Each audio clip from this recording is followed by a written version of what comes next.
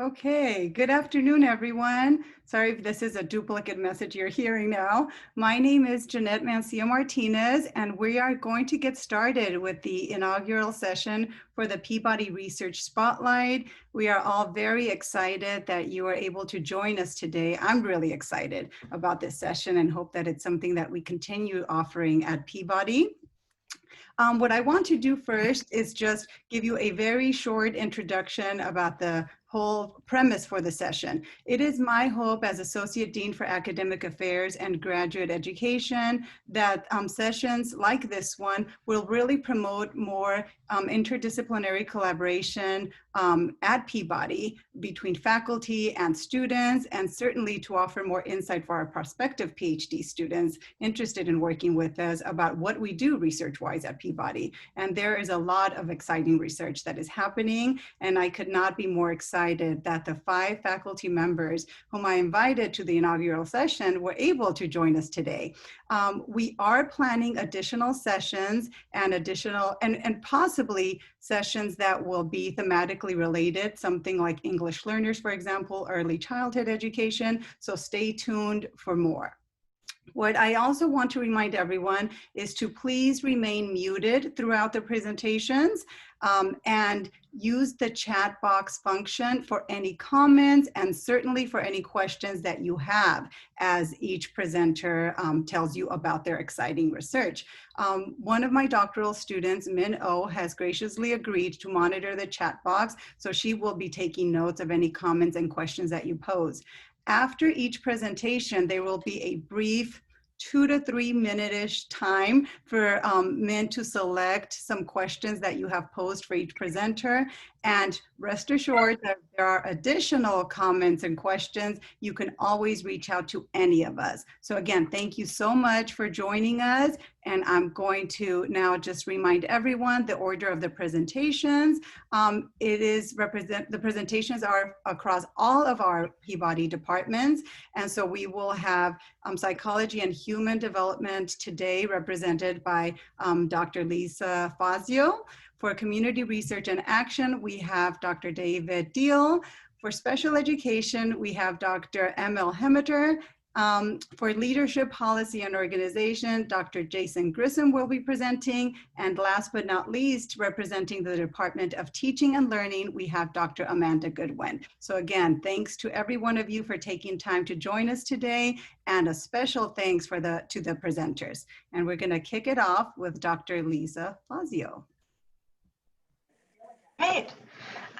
Thanks, Jeanette, for organizing this. I'm excited to chat with everyone. So I'm going to be talking about some of the recent work my lab's been doing on the effects of repetition on belief. Next. So in one of his radio side addresses, Franklin Roosevelt once said that repetition does not transform a lie into a truth. And while he was correct on one level, repeating something doesn't change the actual truth of a statement, he was incorrect in another sense. Next. So what I'm going to talk about today, is that all the ways that he's actually wrong. And so repetition can increase kind of the perceived truth of a statement or what we believe to be true. Next. I want to say hi to them. Okay, but wait a minute. Go get your computer. So in our work, we found that repetition. If all participants could please mute themselves, we would really appreciate it so we can make sure we can hear Dr. FAZIO. Thank you so much. Go ahead. Sorry about that. No problem. So in our work, we found that repetition doesn't just increase truth for statements that you don't have any prior knowledge about, but also for statements that contradict your prior knowledge. So even among participants who know that kilts are the skirts worn by men in Scotland, when they see this sentence twice, they're more likely to think that it's true. Next. So we call this the illusory truth effect, and I'm going to kind of quickly walk through how we test this in the lab. Next. So what we did in this recent study was first give people a knowledge check. So they answer a series of multiple choice questions. So they might see What's the name of the short pleated skirt worn by men in Scotland? Is it a kilt, a sari, or I don't know? Next. Then at least 2 weeks later, we recruit them back for the second phase of the experiment. First, we expose them to half of the statements. So they're asked to rate how interesting they find different statements to be. Next. And then finally, in this truth phase, they see all of the statements. So half of them that they just saw in the exposure phase, half that are new. And now they're asked to rate the truth of each statement. This time on a scale from 1, definitely false, to 6, definitely true. Next. So this is what we find. So these are just the false statements. On the left are the statements that participants knew the correct answer to. So this is only statements that on that knowledge check, they got the multiple choice question correct. On the right are the unknown statements that they either got wrong or said, I don't know. Each dot is an individual participant. And so what you can see is that those black diamonds are the means.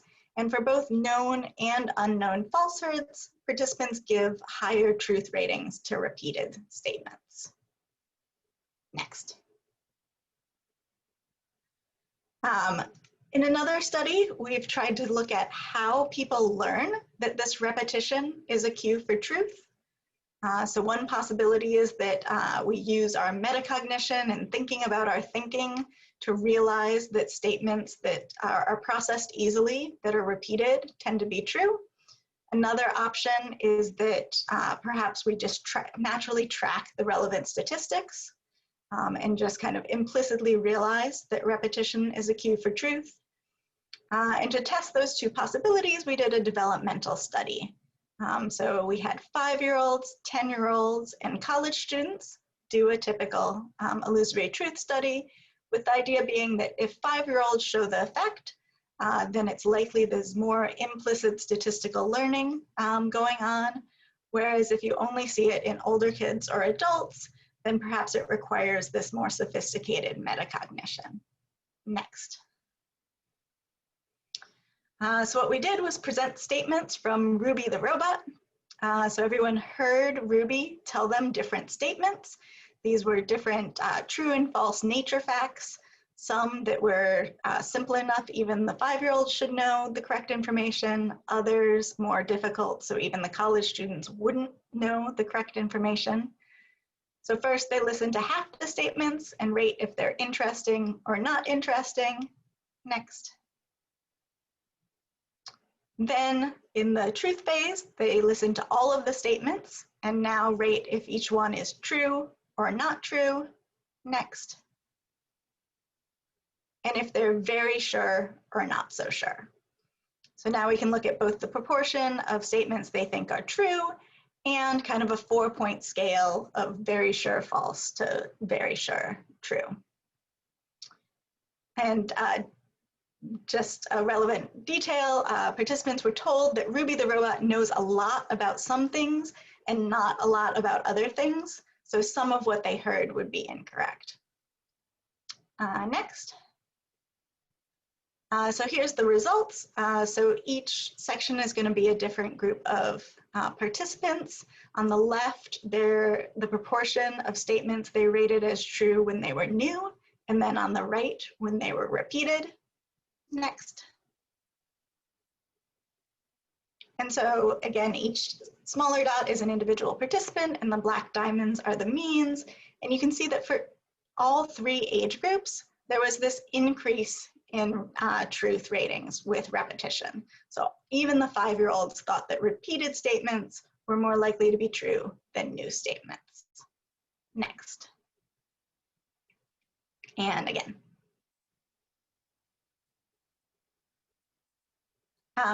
One kind of interesting fact from this study, for college students, when they saw preschool false statements, so these are things like wasps are the animal that makes honey, a microscope can help you get a good look at the stars, repetition affected their belief as well, even for these kind of blatantly untrue false statements.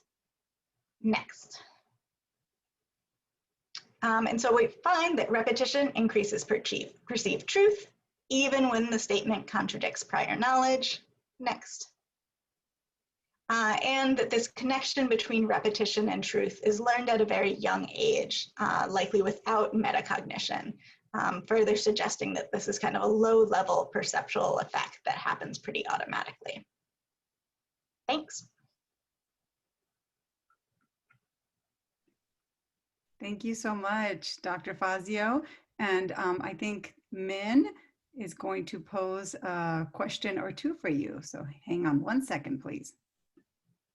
Yes, thank you, Dr. Fazio. And for the participants, feel free to submit your questions in the chat box, and I'll share those with the presenters. We have our first question from Jennifer. She says, how does illusory truth relate to errorless learning? Given the cognitive results of repetition, does reducing error during learning reduce perceiving student errors as truth? Yeah, so it's a really interesting question. The big difference here between our studies and what we would see with errorless learning or learning in the classroom is that in the classroom you can provide feedback. And so there's actually a lot of scientific some psychological research suggesting that making errors is actually great for memory, and if you get that feedback. So it's better for someone to have made an error and get the correction than to have kind of never guessed at all. So I don't think errorless learning is actually something we should always be promoting. What we should be promoting is kind of getting feedback and knowledge of what's correct or incorrect. Okay, thank you so much. We're going to move to our next presenter for today.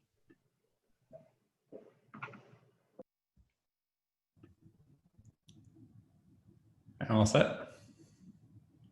Yes, all set. Okay, yes. Just you can next slide. Yeah, so hi everyone, I'm David DIEHL. I'm an assistant professor in human organizational development, and my background is in sociology of education, organizational theory, and social network analysis. And I was just gonna I think talk generally about some of where my projects are right now, if you wanna go to the next slide. And so most of my current work revolves around the question of how education is shaped by competing demands. And there's a sort of central idea in organizational theory that different societal sectors are shaped by different logics or expectations. So the sort of behavioral expectations for religious organizations is very different than expectations for for-profit firms. And education is what we call an institutionally complex field because it's subject to multiple demands. It sits at the intersection of sort of different societal expectations. These include things like personalization and care with the logic of community, democracy and equity around the logic of the state, the logics of the teaching profession itself. And what I'm gonna kind of focus on here is this kind of growing emphasis on the logic of the market and the way it's infused into education at multiple levels. So it's kind of ideas around choice and competition and accountability. I'm going to just talk about three sort of new and ongoing projects that look at this, so these competing demands, how they're negotiated and navigated at different levels. So in terms of sort of broad cultural ideas, discourse around education, attempts to sort of change the field of education, and then actual interactions on the ground level. So next slide. So here, my interest is in how the public understands and weighs these competing expectations for education. So the first specific project talk about here, I'm interested in cultural discourse around school integration and how it's changed over the past 30 years. That's a period where there were some major Supreme Court cases that limited what states and districts could do in terms of desegregation plans. And sort of generally interested in, as that avenue has been blocked for schools, do we see a sort of shift in the way that integration gets talked about more towards this kind of market way with choice and charters? And to look at this, I examined newspapers because they reflect elite opinion, they help shape public views. So I looked at approximately 40,000 newspaper articles from 30 of the highest circulation newspapers in the country, used computational text analysis to look for emergent themes called topics. Go to the next slide. So this one is still in the early stages. So to answer that specific question, I'm still kind of teasing through that, but just to give some kind of preliminary view of what I'm finding. So this is a sort of proportion of articles that have these topics in them over time. And you see like a really dramatic decrease in articles around school integration that are framed around court desegregation, so like official legal matters, and an increase, a kind of more steady increase in school integration articles about broadening diversity, so around the growth of Latino, Asian American students. So it's kind of shift away from a black-white legal duality towards a more sort of broader view of diversity, and some evidence that kind of choice and charters are embedded in that. So next slide. So another big question in the literature is when we see these types of broad cultural changes in our understanding, where does that come from? And one of the common answers in literature is from what we call institutional entrepreneurs. So these are actors who make purposeful attempts to change how people understand a field. A lot of research in education is on large foundations like Gates and Walton and their sort of ideological projects to try to change the way that people think about education, to legitimize charter schools as a particular kind of organizational form. But we don't know a lot about how they actually do this, right? We have some sense they're involved in this project, what they're actually doing.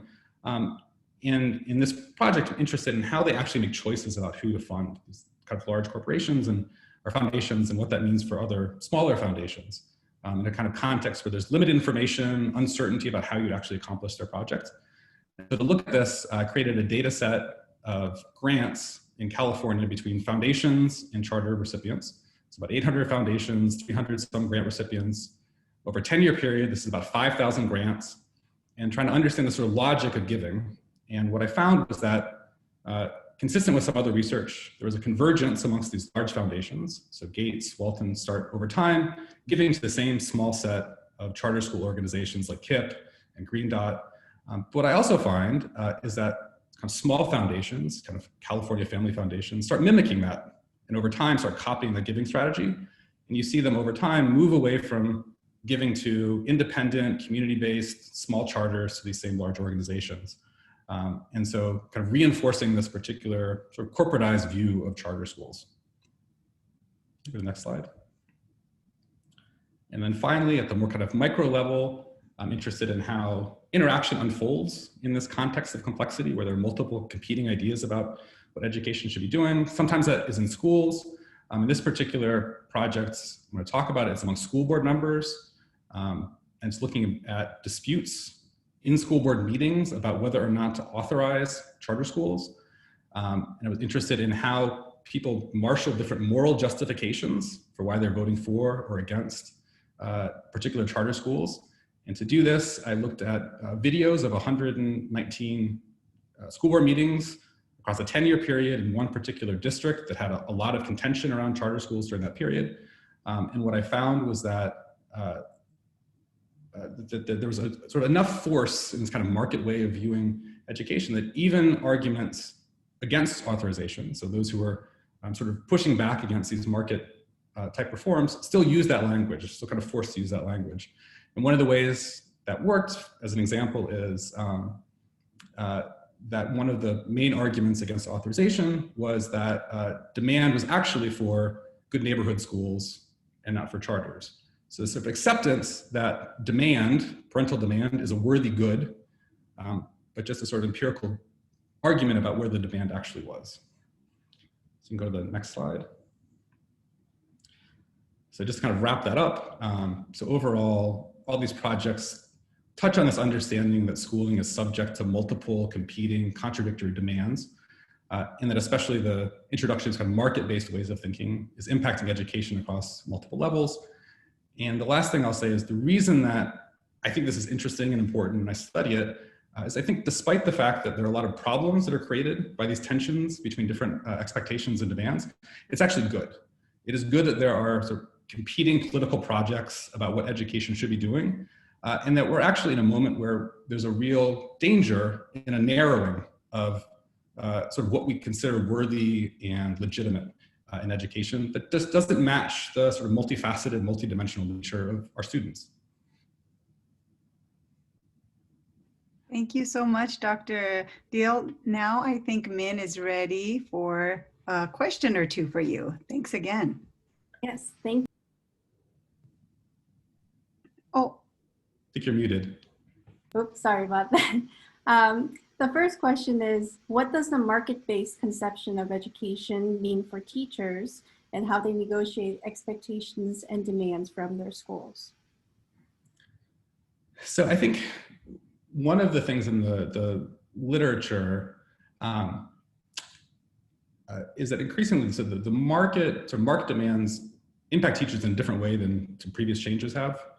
That for a lot of reform up until the last 10, 20 years, there was a kind of buffering between what teachers did in their classrooms and these different sort of policy changes that allowed teachers to largely kind of shut their door and kind of go on with what they were doing. But a lot of these market reforms, at least in terms of the ones that kind of accountability and standardized testing, are actually reaching into the classrooms. There's a lot of literature about how reaching into the classroom, changing practices in a way that previous reforms didn't, by actually introducing new incentives, new systems of accountability. And so I think this is sort of ongoing question about, what does it actually mean for people sort of on the ground who are having to deal with these things in a way that is sort of different than the way that teachers could often sort of let other changes kind of just kind of brush off them in the past. Great, thank you. Our second question is there any thought given to the fatigue in minority and vulnerable constituents due to systemic pushback? My school district has been involved in a discrimination case for 30 years, and they are only mediating the situation with no results. So questions about fatigue around the systematic pushback? Yes. It's a good question. I don't know much about that particular dynamic, but I think for me, it raises questions again about how these things get framed in kind of popular discourse. So that sense of fatigue may be related to a particular sort of framing of what integration is and what it's for that sort of wins out over other ones. So I think for me, part of the interest is those personal feelings are really in a lot of ways connected to these larger kind of discourses that and I think part of the reason I'm interested in this kind of multi-level way is that a lot of times things that feel sort of personal and idiosyncratic are really connected in systematic ways to these larger discourses in ways that are happening behind our backs. Thank you so much again, Dr. DIEHL. We're going to go on to our third presenter for the late afternoon. Thanks so much. And Dr. HEMMETER, you are up next. Okay, thanks. All right, Jeanette, thank you for putting this together and thank you for having me on this panel with these amazing colleagues. So I'm going to talk a little bit about my overall program of research and then give you a couple of examples of ongoing projects we have. So my research really focuses around two buckets of work, one of which is effective practices for young children. So effective practices mostly to use in classrooms with young children with and without disabilities and young children with and without problem behavior. And then the other bucket is, what do we have to do to support adults to implement those practices? So it's kind of the what works and what are the implementation supports needed to be sure that those practices are used in real, authentic early childhood settings. All right, next slide. So I want to start by talking for a minute about what motivates our work, because I think this is really important to the work we do. So obviously, one of the things that motivates our work is just the importance of social emotional development in terms of children's success in school and life.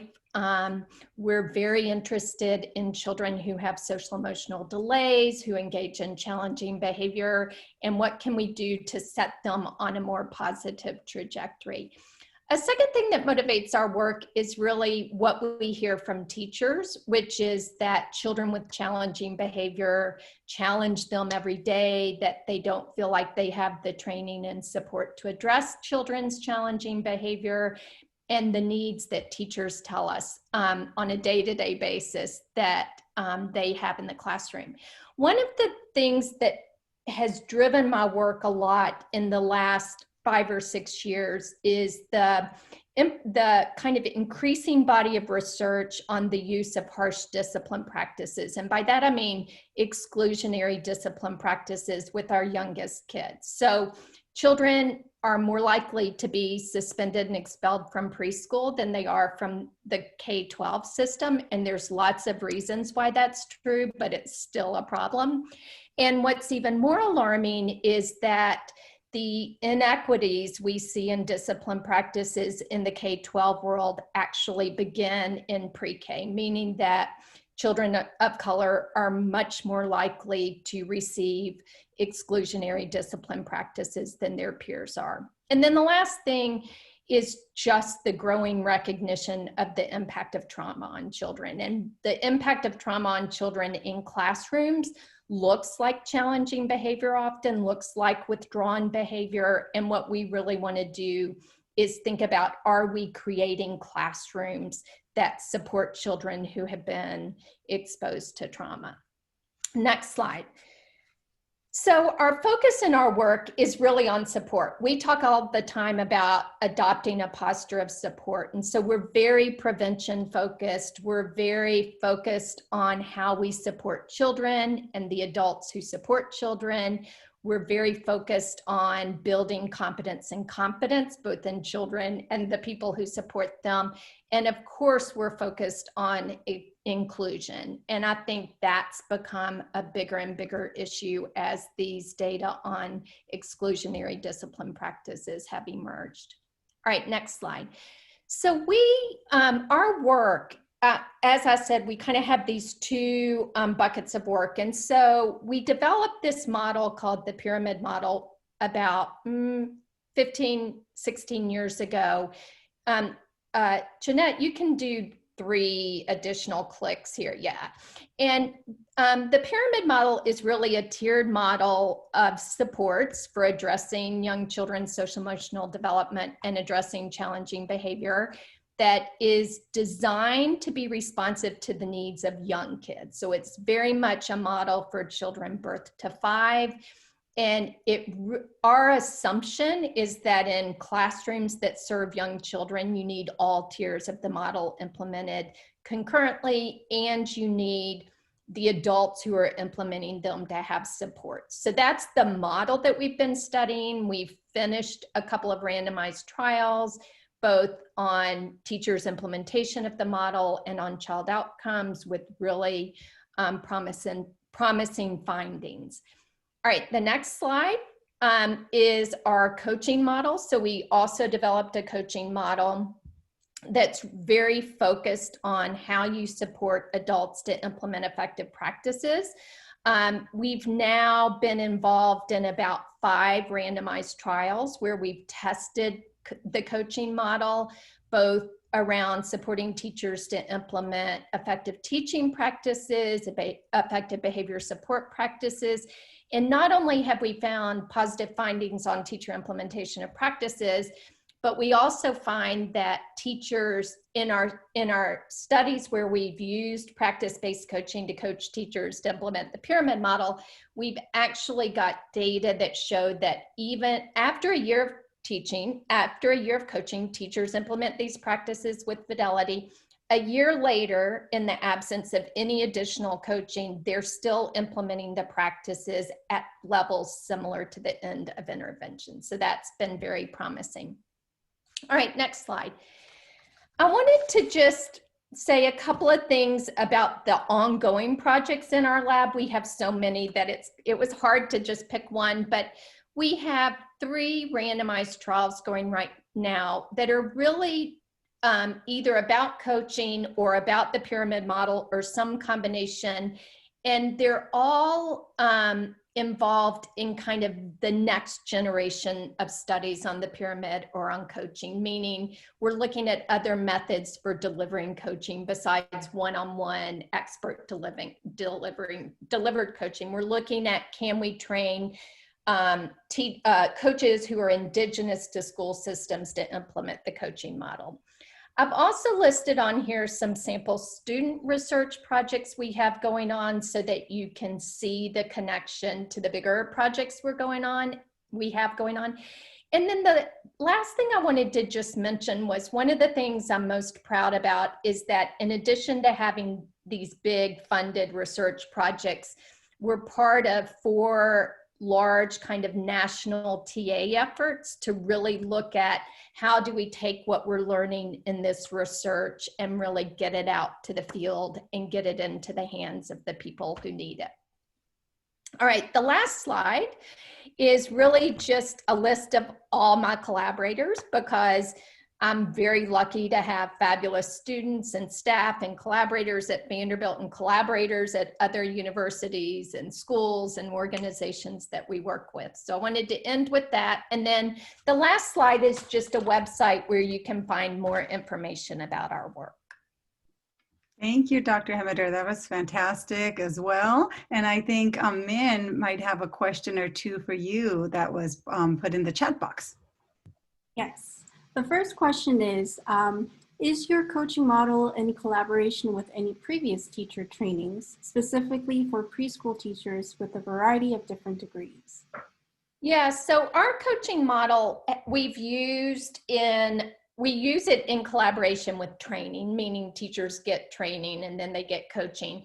But the teachers who have been in our projects are teachers that are Head Start teachers who may or may not have degrees, who are childcare providers, who may or may not have degrees, may or may not have training, all the way up to teachers in public school classrooms that are certified and have master's degree. And we were very intentional about designing a coaching model that could be used across early childhood service delivery systems, because we know the vast majority of young children aren't served in our public schools. So we wanted a model that would work regardless of the setting in which children are being served. Thank you. Our second question is, how do you determine which effective practices to coach teachers to use? When looking to support teachers in responding to challenging behavior, what strategies do you teach for executive function skill building? Whoa, that's a big question all at one time. So I don't know that I have time to talk about what the difference in those skills are, but we do believe that a really important part of our coaching model is being transparent about the practices that we're coaching teachers to use. And the way that we do that is to determine what do children need, and then based on what children need, what practices do teachers need to implement, and then we coach teachers on those practices. Thank you again, Dr. HEMMETER. That was great. And we're going to go to our 4th presenter for the late afternoon. Oh, I'm sorry. I should have had this up the whole time, but we were just so into listening to you. We're going to move to Dr. Jason Grissom. Hi, thanks everybody. I'm so impressed with how many people are here late on a Monday afternoon. I'm Jason Grissom, and I am on the faculty in leadership policy and organizations. And the other hat that I wear at Peabody, Jeanette, if you'll go forward one, is I'm the faculty director of the Tennessee Education Research Alliance. And so I'm going to spend 2 slides talking to you about TARA, and then I'm going to talk to you about one of the projects that we have ongoing with TARA right now. So TARA is what we call a research policy practice partnership between Vanderbilt and the Tennessee Department of Education. Essentially, we're trying to bring an evidence-based perspective to state-level education policy decision-making. And so we work really closely with staff at the Tennessee Department of Ed. We have this co-designed research agenda. So, you know, some things that we're doing are very fast turnaround kinds of projects, and some things are more on a 3 to 4 year timeline, and then everything in between. But with our staff at TARA, and also collaborating with other Vanderbilt faculty and PhD students and postdocs and so forth, we try to carry out a stream of work that can be useful to the state in sort of advancing its mission of improving schools in the state. So go to the next slide. So the backbone of TARA is a longitudinal administrative data system that we have been working really hard to put together for close to 10 years now. That combines information from students, employees. Also, we run what's called the Tennessee Educator Survey every spring, which is a statewide survey of teachers and principals. we combine those data and create research-ready data sets. So they're de-identified, but we're able to link them over time. And we're really able to harness the power of this really large-scale data to say a lot about what's happening in schools and classrooms. And a really nice feature of these data is that then what you see down at the bottom, we can also bring in other data elements. So we can bring in local data, for example, or we can go and do a mixed method study where we're interviewing people and we can bring interview data into the data system as well to sort of flesh out what we're able to learn either within or across schools. Next slide. So my main area of research is school leadership. I'm very interested in sort of the broad question of how we can get higher quality leaders in Tennessee schools specifically, but in schools nationally and internationally. And so a lot of Tara's work has been focused on school leadership, which is partly because it's my interest area, and I guess I'm in charge, so I get to help partially get to determine that. But if you go to the next slide, we have done a lot of work trying to link school principals and other school leaders to all manner of school outcomes. And so in a series of papers, some of which are summarized in the brief that's the citation for us down there in the corner, we've been able to link effective principals in the state of Tennessee to all kinds of things: higher test scores, higher student attendance, lower chronic absenteeism, higher teacher satisfaction, which we measure using the educator survey, lower turnover among effective teachers, and also interestingly, higher turnover among ineffective teachers, which is a process we refer to as strategic retention, more positive school climates, and other things as well. And so this is all just to say that I think school leaders are really, really important, and staffing schools with effective leaders is I think a really good investment for systems to make to improve the quality of what that school offers. The other piece here is that we have an evaluation system in Tennessee that leaders are in. And so since the 2011-12 school year, we have been evaluating leaders with this multiple measure educator evaluation system. It includes practice ratings for each principal. They're required, their supervisors are provided to give them ratings twice a year using a rubric that is pegged to the Tennessee Instructional Leadership Standards. And we've done a lot of work validating that rubric and showing that the practice scores that principals get can tell us a lot about their effectiveness and outcomes in their schools. And so we end up leveraging those practice ratings in a lot of our work to help us say something about effective leadership. Next slide. And so just really briefly, I'll give a high-level overview of what our newest work on effective leadership has been. And here, this is work where we've been trying to predict prospectively which potential leaders will be effective in the future. And so the question here is really trying to use the data that we have to say, well, what factors that school districts might have to them at the time a principal is hired would be useful in forecasting who's going to be successful in their first year or their first 3 years on the job. And another way of stating that question might be, should districts be trying to hire principals who have different characteristics? So maybe they should be trying to hire people who have been teachers for longer, or who have been an assistant principal, or who have worked in a school like the one they're being considered for and filling a vacancy. Or maybe you want to hire people with more advanced degrees.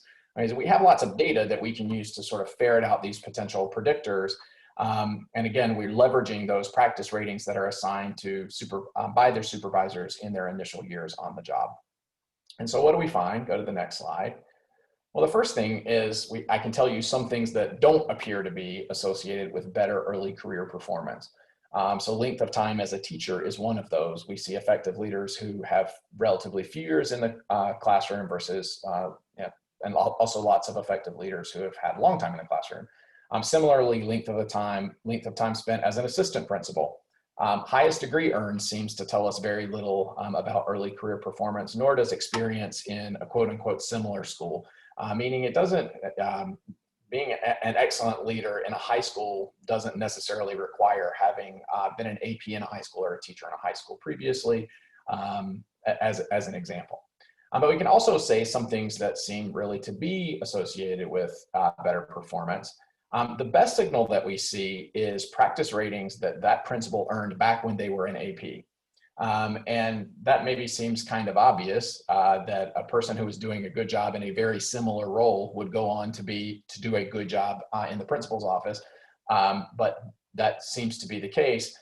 It also seems to be the case that school districts are hiring principals from kind of across the distribution of AP principal practice ratings. So it's not as if districts are systematically trying to hire the people who are putting forth that best signal.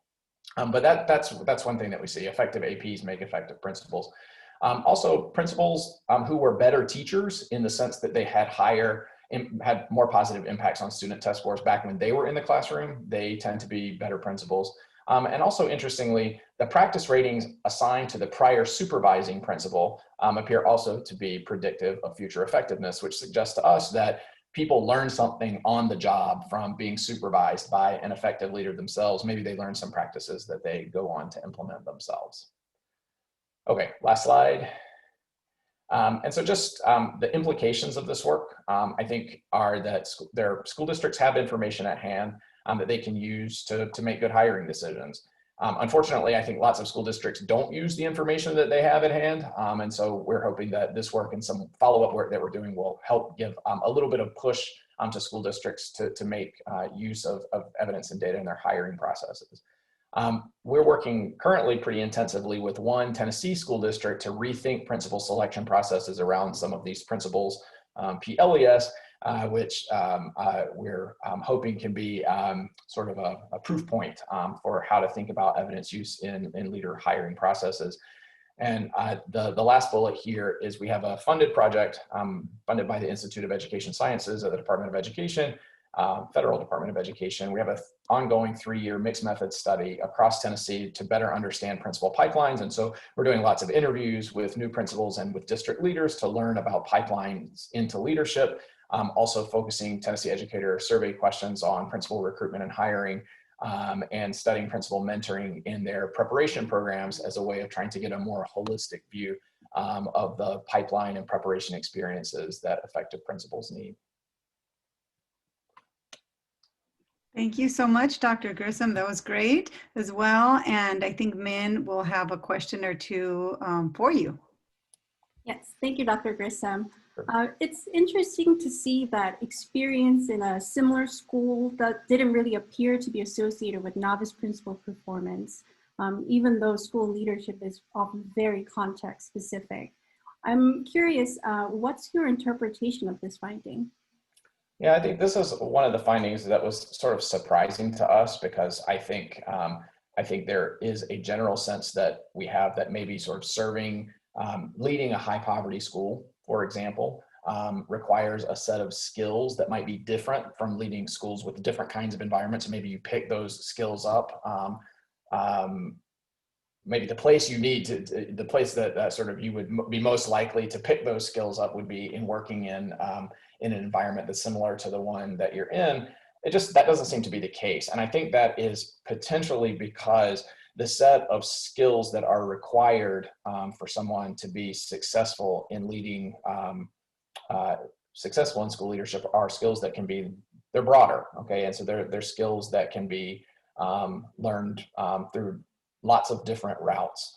And so, you know, skills like instructional leadership or strategic resource use, those are going to be skills that you would pick up in leadership in lots of different kinds of environments. Thank you. Another question for you. How has your research impacted the job supports for school leaders?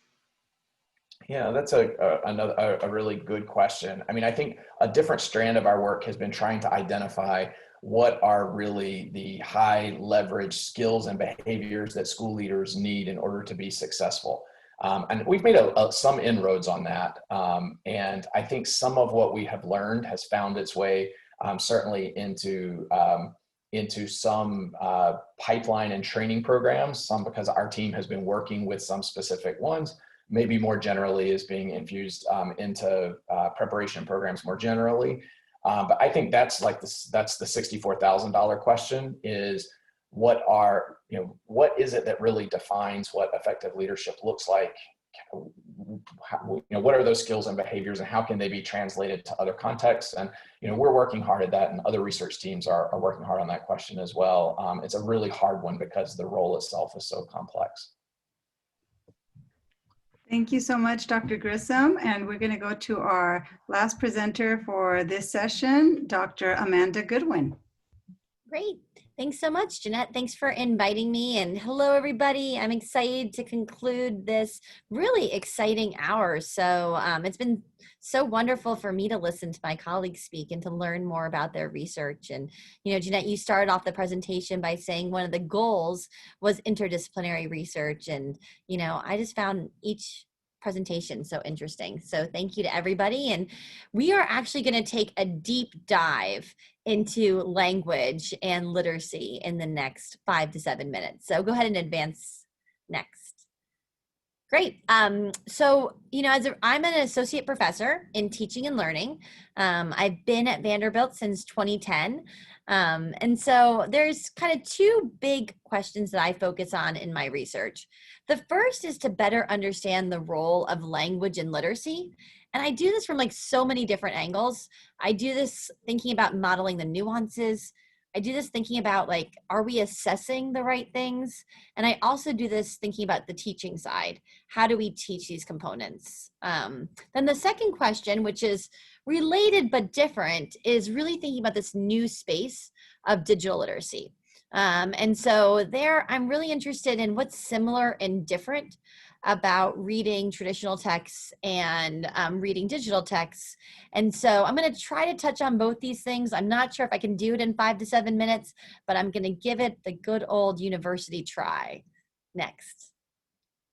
All right, so we're going to start, lots of my research, like I said, looks at this role of language and literacy, but I'm choosing in this presentation to focus on one of my most recent pieces of work, and this culmination of 5 years of assessment development. We now have a new gamified computer adaptive assessment of language out for middle schoolers. And what's really exciting about this is that, you know, as researchers, and I would want to argue as teachers, I was a teacher for many years before I became a researcher, we know that language matters. What's much more difficult is to know what your kids know about language. And so we set out years ago to figure out how do we assess language in a fun, motivating, engaging, but also valid and reliable way. And so we developed Monster PI.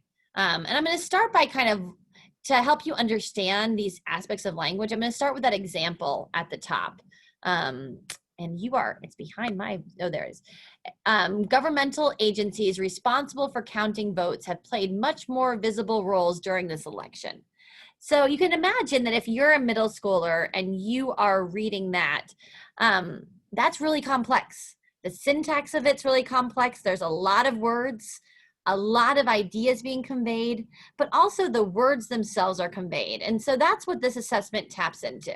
This assessment taps into whether kids can understand the complex syntax that they're encountering in academic texts. It also taps into whether they can look at a word like governmental or agencies and say, well, I know what govern means, then I can figure out what governmental means. And that's through a system called morphology. And then it also taps into whether they know the vocabulary meanings of all these words. And so go ahead and go to the next screen. So we set out to explore how to actually assess all these complicated things. And basically across 3 years, we worked with 3,214 5th to 8th graders. We used lots and lots of different methods. We tested lots and lots of different items. And so that's one thing that we do here at Vanderbilt is we take assessment really seriously. And so unlike when I was a teacher and I would just create a test and I was being really thoughtful about it, here we have to pilot the test. We've got to make sure the task makes sense. We've got to make sure the items cover a range of difficulties. We've got to make sure that the structure of the items is pretty clear. And so after doing all this research, what we found was actually that the way that these constructs had been assessed was kind of limiting. So we found that morphology, or this idea of like, if I know govern, I can figure out governmental. morphology was being assessed in a really limited ways. And the way that we assessed it gave 4 morphological skills. And so it turns out that morphology is multidimensional. So is vocabulary, although syntax was unidimensional. What does this actually mean? Well, it just means that the way that we assess these things matter. And so as a teacher, I would want to assess these things in a broad way so I could see a whole profile of students' strengths and weaknesses. And that's what Monster PI does. Monster PI provides a profile of strengths and weaknesses, and it links it to instructional recommendations. And so that way teachers can get actionable assessment data while kids are playing a fun game. So in this game, kids become detectives and they are hunting down a monster who's wreaking havoc on the city. And there's like 6 different scenes that the monster's torn apart. And they do these various activities, these various word games. And as they complete them, they earn more and more clues to the monster. And at the end, they put the monster in jail and get to make their own monsters. So anyways, it's a fun assessment that gives us actionable information. What was also really important was that it turns out that that information does explain a lot in terms of the standardized reading comprehension outcomes. We use the standardized reading outcomes that the district used, and depending on the grade level, between 56 to 75% of the variance was explained.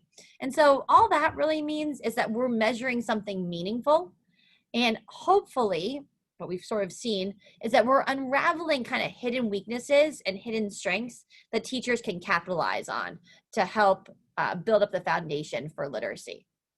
Lastly, one of our most recent analysis used a kind of novel technique called dominance analysis.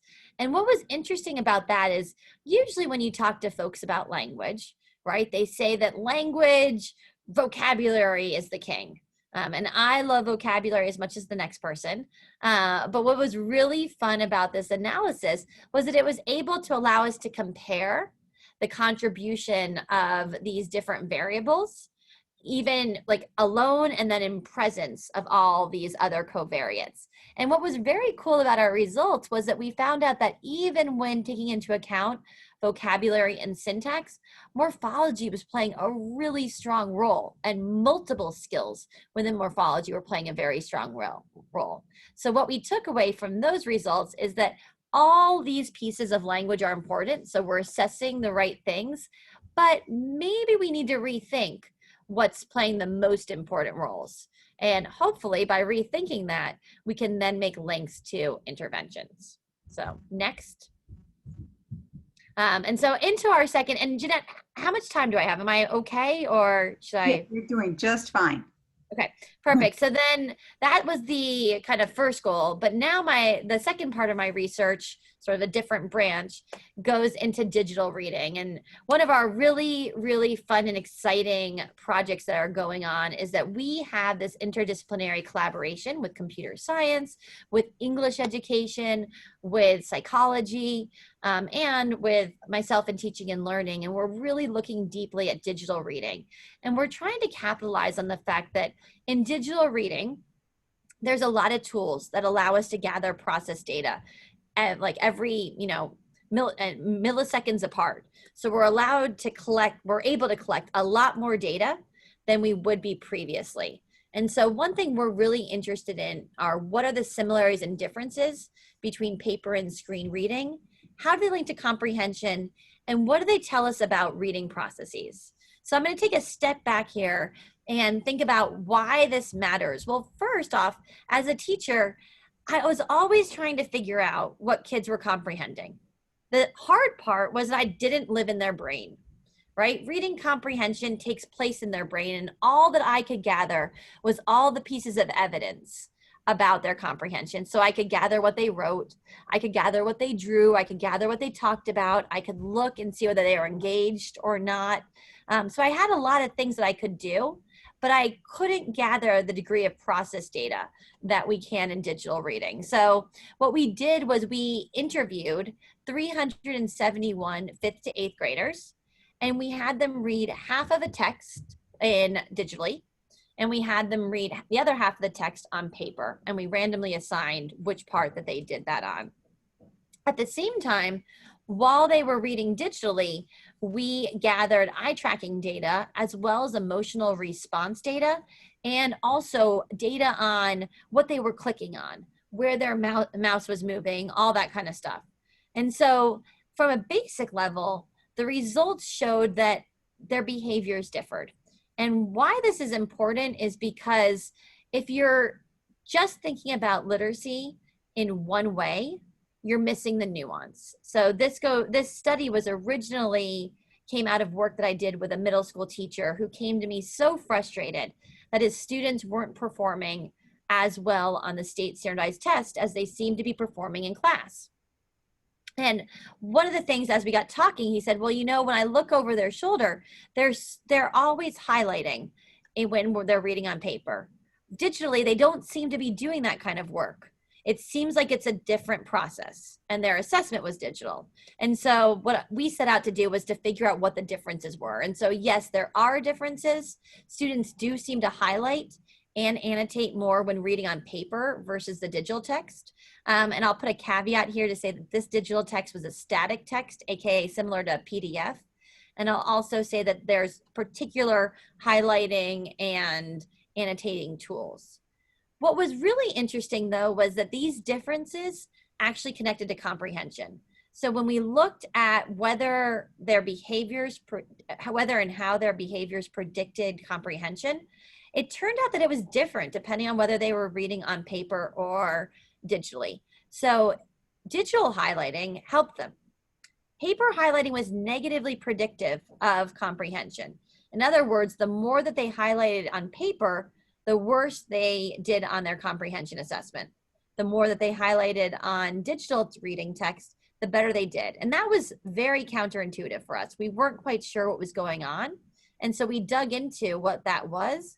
It turned out that on digitally, students were highlighting more in areas of interest. So we have this sort of thought that there's something about the digital medium where the kids had to actually, you know, highlight and click and drag across versus just take the marker and go across, that seemed to require them to think about, is this worth highlighting or not? And what we take away from this from a practice perspective is, as a teacher, as a fourth grade teacher, I was super guilty of telling kids to highlight. I did say highlight what's important, but I don't think I emphasized it enough. And this study really highlights the fact, highlights the fact that I, as a teacher, need to emphasize that it's not just highlighting that's doing it, that's supporting my comprehension, but it's highlighting the important things. I need to help my students understand that in these different mediums, these tools appear to be differentially helpful. So I think we can go next. And so, yeah, so those are my two big reading strands, and happy to answer any questions that you have. Thank you so much, Dr. Goodwin. That was fantastic as well. And I think we do have time to get at least one question in, and Min will pose that question for you. Yes, the question is, thank you. Is Monster PI as effective for English as second language or English as foreign language learners as well? You know, we do have some English language learners in our sample. So the answer to that is yes, but we don't have quite a large enough sample. What we did find, we looked at students who have lower levels of reading vocabulary, and we have a paper out on that. English language learners would also have lower levels of reading vocabulary, but they'd also have different profiles. But students who had lower levels of reading vocabulary actually had different performances on Monster PI, but it turns out that it was differentially predictive of comprehension.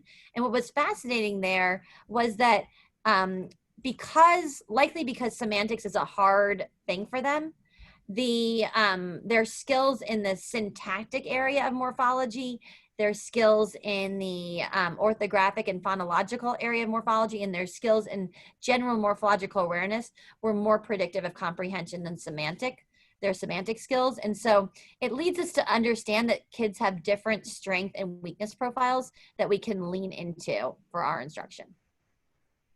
Thank you, Dr. Goodwin, again. And I want to honor everyone's time. I know it's already the 5 o'clock hour. So a very special thanks to each of our presenters. I really, really appreciate the fact that you were able to accept this invitation and be our inaugural speakers. I found each and every one of your presentations to be extremely interesting. And I hope that it's okay for folks that joined us or that will watch this recording to contact you with any questions or comments that they may have. And I ask that anyone who have questions or comments for me, please do the same and stay tuned because there is more to come and more Peabody Research Spotlights. So thanks to everyone and stay healthy. Bye-bye.